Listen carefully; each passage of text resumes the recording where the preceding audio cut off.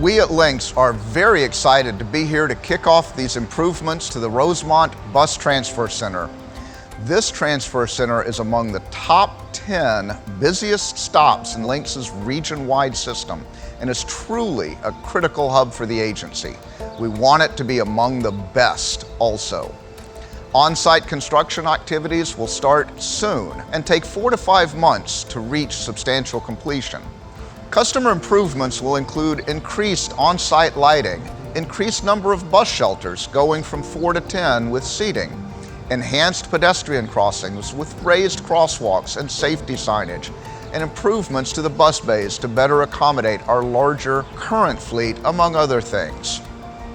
During construction, this particular location will be closed completely and a temporary stop will be located around the corner on Cinder Lane Parkway.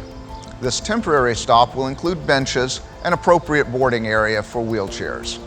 We are thrilled to be able to partner with the City of Orlando on this important project. And so with that, I am pleased to introduce and turn the microphone over to Commissioner Robert Stewart from the great City of Orlando. The City of Orlando is proud to have been able to work with LYNX and the community on this project. We're grateful for LYNX and their time investment on this special endeavor. This stop plays an integral role in the transit opportunities for our residents, and it serves close to 1,500 passengers each day, many from right here in the Rosemont community. LYNX partnered with the Orlando Police Department to ensure that we have our CPTED design principles. CPTED is crime prevention through environmental design. And all these were taken into this project to make sure it's a safe environment for everybody who's here. So we're going to change some things, move some things around. We're asking our community just to be patient with us for 4 months. And when you come back, it's going to look like $1 million.